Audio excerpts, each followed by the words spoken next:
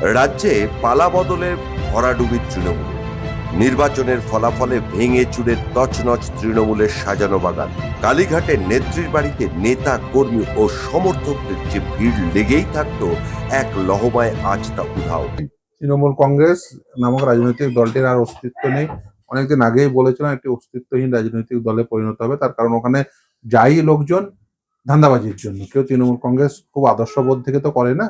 তৃণমূল কংগ্রেস নামক রাজনৈতিক দলটিতে লোকে যুক্তই হয়েছিল এই কারণে, যেটা পয়সা কামাবে, শাসন ক্ষমতায় যেহেতু ছিল। আর মমতা বন্দ্যোপাধ্যায় তাদেরই নিয়েছেন, আদর্শহীন রাজনীতিবিদ তৈরি করেছেন গোটা পশ্চিমবঙ্গ জুড়ে।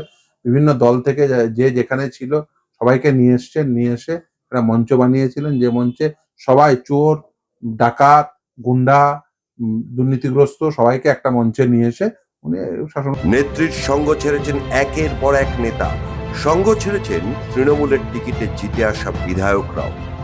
এক সময় যে নেতা মন্ত্রীরা নেত্রীর আলোয় আলোকিত হয়ে মঞ্চ আলো করে নেত্রীকে সবসময় ঘিরে বসে থাকলেন, সেই নেতাদের আজ অনেককেই দেখা যাচ্ছে না নেত্রীর পাশে। ব্রাত্য বসু থেকে শশী বাজার, তালিকাটা অনেকটাই দীর্ঘ।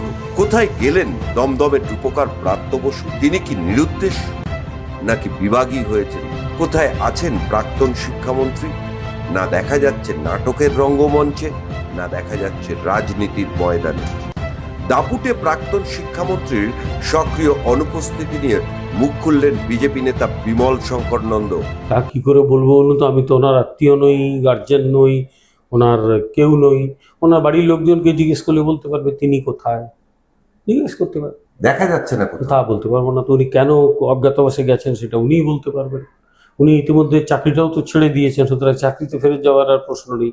ফলে তিনি কোথায় কোন অজ্ঞাতবাসে রয়েছেন সেটা বলা আমার পক্ষে মুশকিল।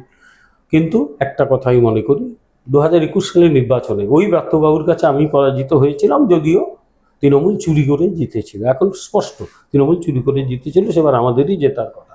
কিন্তু তারপর একদিনের জন্য তো আমি ঘরে বসিনি, আমি মানুষের কাছে গেছি, মানুষের সুখে দুঃখে পাশে ছিলাম। মানুষকে যতটা সম্ভব আমার সীমিত সামর্থ্যের মধ্যেও মানুষকে সাহায্য করেছি, পাশে ছিলাম। এখনও তাই। আপনি দমদম অঞ্চলে যে কোনো মানুষকে আমার নাম জিজ্ঞেস করুন, এখনও তারা কিন্তু অন্তত খারাপ কেউ বলবে না। আপনাকে আমি গ্যারেন্টি দিয়ে বলছি। কতটা ভালো বলবে আমি বলতে পারবো না, কিন্তু খারাপ কেউ বলবে, লোকটা অতি বদমাশ, যোগাযোগ করেনি, কেউ বলবে না। No one. আমি তো করেছি। তো আজকে যখন একটি দল পরাজিত হয়েছে, সেই দলের তিনি শিক্ষামন্ত্রী ছিলেন, তাঁর তো দায়িত্ব যে মানুষের পাশে থাকা। মানুষ খারাপ নেই, বিজেপি কারো উপর অত্যাচার করেনি, বরং যারা অত্যাচার করেছে তাদের কড়া হাতে মোকাবিলা হয়েছে দলের লোক হলে। কিন্তু তিনি তো একটা দল করতেন, তার তো সেই দলের হয়ে কাজ করতে পারতেন। আমরা তো কোনো বিরোধী নেতাকে কাজ করতে বাধা দিইনি। কোথায় ভয়? কারণ গোটা নিয়োগ প্রক্রিয়া নিয়ে কিন্তু তদন্ত হচ্ছে এবং আগামী দিনে হবে। এবং আমি বলে দিচ্ছি, 2014 আগে যে প্রাইমারিতে নিয়োগগুলো হয়েছে, সেই নিয়োগ ঠিকমতো তদন্ত হয় যদি, অনেকেরই কপালে দুর্গতি আছে। এখন থেকে কি খুব ভয় পাচ্ছে আমি সত্যি জানি না। ভয় ভেঙে বেরিয়ে আসুন, আমরা মেনে নেব। ভয় পেয়ে কেন ঘরে বসে আছেন? নাটকও তো করতে দিচ্ছি না, হলো কি?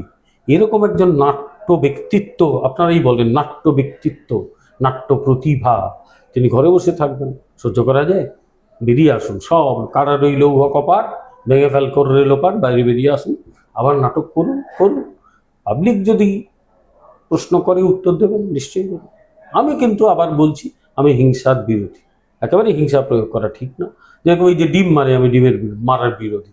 বরং যারা ডিম মারে তাদের উচিত ডিমগুলোকে অমলেট বানিয়ে গরিব মানুষকে খাওয়ানো, তাতে কিছু ভিটামিন হবে তো। গরিব বাচ্চা ছেলে ডিম সেদ্ধ করে খাওয়াতে পারে, কেন ডিম মেরে ডিমগুলোকে নষ্ট করবে? কিন্তু মানুষ তো প্রশ্ন করতেই পারে যে আপনি কি করেছেন, পশ্চিমবঙ্গের কি হাল করেছেন। এই প্রশ্ন করলে উত্তর দিতে হবে শান্তিপূর্ণ পথে। যাই হোক, তাই বলবো তিনি দ্রুত রাজনীতি করুন, না করুন, নাটক নিয়ে আবার আসুন।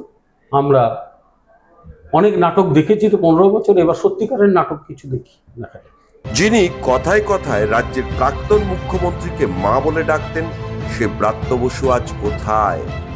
সংকটে মায়ের হাত ছেড়ে দিলেন প্রাক্তন শিক্ষামন্ত্রী, নাকি একাধিক অস্বস্তিকর প্রশ্ন এড়াতেই আত্মগোপনে রয়েছেন প্রাক্তন শিক্ষামন্ত্রী? উত্তরের অপেক্ষায় বাংলার মানুষ। ক্যামেরায় প্রিয়তা ভট্টাচার্যের সঙ্গে সৌমেন ভট্টাচার্য, সল্টলেক নিউজ পোল বাংলা।